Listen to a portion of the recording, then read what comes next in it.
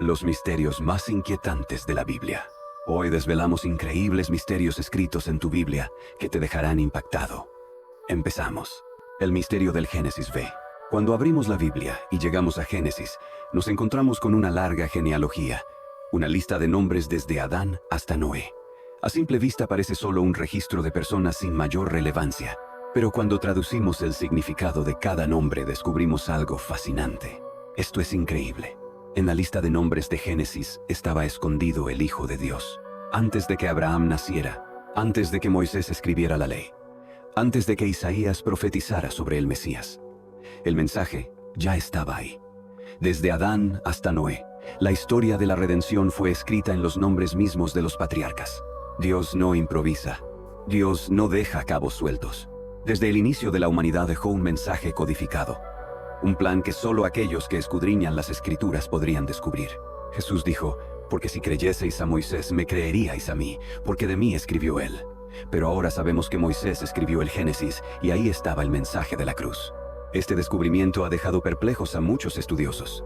No estamos hablando de una interpretación forzada ni de un código oculto basado en cálculos complejos. Es una simple traducción de los nombres, lo que significa que este mensaje ha estado presente en la Biblia desde el principio, esperando ser descubierto, la creación de Dios. En Génesis leemos: Entonces Jehová Dios formó al hombre del polvo de la tierra y sopló en su nariz aliento de vida. Todos sabemos que Dios formó al hombre del polvo de la tierra, y a primera vista esto puede parecer una descripción simbólica. Pero cuando se analiza desde el punto de vista científico, encontramos un detalle fascinante. Los elementos químicos que forman el cuerpo humano son exactamente los mismos que se encuentran en la Tierra. Sí, los elementos químicos principales del cuerpo humano son carbono, hidrógeno, oxígeno y nitrógeno. Y son exactamente los mismos elementos químicos del polvo del suelo. Esto significa que literalmente el ser humano está compuesto de los mismos materiales que la Tierra, lo que confirma lo que la Biblia dijo hace miles de años. Pero hay algo aún más profundo en la creación del ser humano: el ADN. Ahora bien, en el idioma hebreo las letras también son números. Y si aplicamos la secuencia del ADN al hebreo, encontramos una palabra, el nombre de Dios en hebreo. ¿Es una coincidencia que el código de la vida lleve inscrito el nombre del Creador? Sí, desde la creación del hombre, Dios dejó su firma en lo más profundo de nuestro ser. No es solo un diseño perfecto, es un sello, una prueba de que fuimos creados con propósito. Llevamos impresa la marca del que nos creó. La Biblia dice en el Salmo: Tú formaste mis entrañas, me hiciste en el vientre de mi madre. Te alabaré porque asombrosa y maravillosamente he sido hecho. Pero hay algo aún más profundo. La sangre, símbolo de la vida en la Biblia, contiene una molécula fundamental llamada laminina. Y cuando la ciencia la descubrió y la examinó bajo el microscopio, encontró algo impactante. La laminina tiene la forma de una cruz. Jesús dijo: Yo soy el camino, la verdad y la vida. La cruz, símbolo de salvación, está grabada en la estructura de nuestra propia sangre. Desde el principio, Dios nos formó del polvo y nos dio vida. Y cuando el pecado nos separó de Él, nos compró de nuevo con sangre. El ADN lleva su nombre. Nuestra sangre lleva su sacrificio. No somos un accidente, somos creación de Dios, y su firma está en nosotros. El código oculto de Isaías. Isaías es una de las profecías más impactantes de toda la Escritura. Un capítulo que describe con precisión asombrosa el sufrimiento del Mesías, su rechazo, su sacrificio y su entrega por la humanidad. Pero este pasaje, escrito siglos antes de Jesús, esconde algo más, algo que no se ve a simple vista, un código oculto en el idioma hebreo. La profecía dice que el Mesías sería herido por nuestras rebeliones, molido por nuestros pecados, y que el castigo de nuestra paz caería sobre él. Isaías es la imagen exacta de la crucifixión de Cristo. Pero hay algo que solo es visible si miramos más profundo. Si no solo leemos, sino que contamos. En el texto original en hebreo, si tomas el capítulo y cuentas cada cierta cantidad de letras, aparece una palabra clara y directa, una firma encriptada: Yeshua Shmi, Jesús es mi nombre. ¿Cómo es esto posible? Los antiguos escribas no manipulaban los textos. El hebreo es un idioma rígido. Cada letra tiene un valor numérico y un significado. No se puede simplemente alterar una palabra sin cambiar su contexto. Entonces, ¿Cómo es posible que el nombre de Jesús estuviera oculto en la Biblia desde antes? Y hay más. Porque no es casualidad que tengamos que contar un número específico de letras. Ese número es simbólicamente perfecto en la Biblia. Jesús mismo dijo: escudriñad las Escrituras. Ellas son las que dan testimonio de mí. Y cuando escudriñamos Isaías, encontramos un nombre grabado en sus palabras. Esta es una prueba más de que la Biblia es más que un libro. Es un mensaje codificado por alguien que ve el fin desde el principio. La maldición de Jerusalén. Jesús estaba en Jerusalén, observando la ciudad desde el Monte de los Olivos. Sus discípulos admiraban el templo, la joya más sagrada del pueblo judío. Para ellos, este lugar era eterno, indestructible. Pero lo que Jesús dijo en ese momento dejó a todos sin aliento. Te rodearán con vallado, te sitiarán y te estrecharán por todas partes. Te derribarán a tierra, y no dejarán en ti piedra sobre piedra, por cuanto no conociste el tiempo de tu visitación. Los discípulos quedaron en silencio. ¿Cómo podía ser esto posible? Lo que nadie imaginaba era que, años después, esta profecía se cumpliría de manera exacta, palabra por palabra. Sin embargo, en lugar de anunciar una revolución política, Jesús habló de un juicio venidero.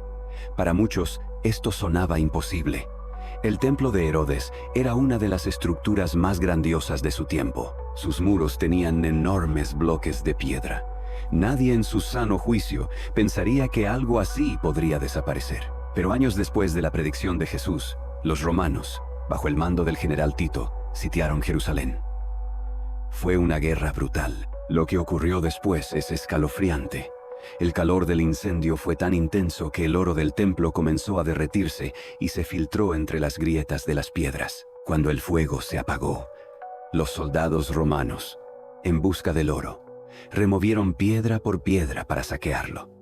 Cada piedra del templo fue desmontada, hasta la última. Los historiadores romanos, como Tácito y Flavio Josefo, documentaron estos hechos. No es una leyenda, es historia comprobada. Lo que Jesús dijo se cumplió al pie de la letra. El día perdido en el libro de Josué. En la Biblia, hay relatos que desafían toda explicación lógica, pero pocos son tan desconcertantes como lo que sucedió en el libro de Josué. En medio de una sangrienta batalla, Josué clamó al Señor: Sol, detente en Gabaón, y tú, luna, en el valle de Ajalón. Y el sol se detuvo y la luna se paró, hasta que la gente se hubo vengado de sus enemigos. Este pasaje describe un evento imposible según la ciencia moderna. El sol y la luna se detuvieron en el cielo. El tiempo mismo pareció detenerse, permitiendo que los israelitas terminaran su batalla. El astrónomo Harold Hill, quien trabajó con la NASA, hizo una declaración que sacudió a la comunidad científica y religiosa. Según él, al calcular la posición de los cuerpos celestes y rastrear los movimientos del sol y la luna en la historia, su equipo encontró una anomalía en el tiempo. Faltaban casi 24 horas en el calendario astronómico. Este déficit parecía corresponder con el evento descrito en el libro de Josué, un día que nunca terminó. Pero eso no es todo. Si faltaban alrededor de 23 horas y un poco más, quedaban minutos sueltos para completar exactamente un día entero.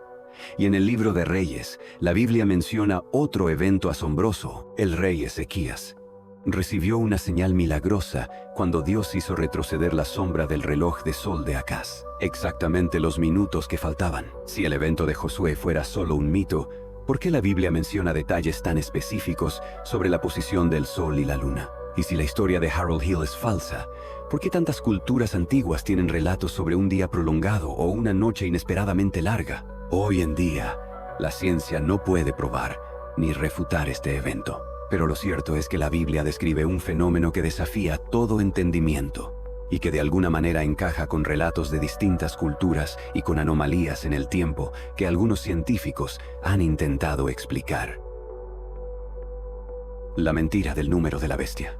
Durante siglos, el número de la bestia ha sido temido, evitado y considerado el sello del mal. Se ha prohibido en matrículas de autos, en números de habitaciones de hotel e incluso en calles, para no atraer la mala suerte. Pero, ¿y si todo esto fuera un error? ¿Y si el número de la bestia no fuera el que siempre hemos creído? El único lugar en toda la Biblia donde aparece ese número es en el libro del Apocalipsis. Comienza con un pasaje impactante. Hacía que a todos, pequeños y grandes, ricos y pobres, libres y esclavos, se les pusiese una marca en la mano derecha o en la frente, y que ninguno pudiese comprar ni vender sino el que tuviera la marca, o el nombre de la bestia, o el número de su nombre. Este versículo describe un control absoluto sobre la humanidad. Una marca, una señal de sometimiento a la bestia, que se impone en la mano o en la frente. La mano representa las acciones, el trabajo, lo que hacemos. La frente representa las creencias, el pensamiento, la mente. La marca representa una señal de sometimiento y fidelidad a la bestia, un símbolo de control total. Y el versículo concluye diciendo: aquí hay sabiduría. El que tiene entendimiento cuente el número de la bestia, porque es número de hombre. Este versículo cambió la historia. Llama al discernimiento mediante una señal clara, un número. Pero ese número, el más repetido en la cultura popular, podría estar equivocado. Una antigua evidencia nos muestra algo diferente. A finales del siglo XX, un hallazgo arqueológico sacudió al mundo académico.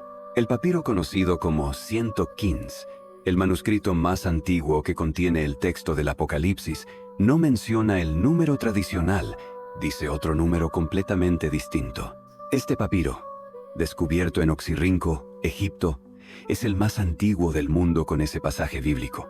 Y en él, el número de la bestia no es el que siempre se ha enseñado.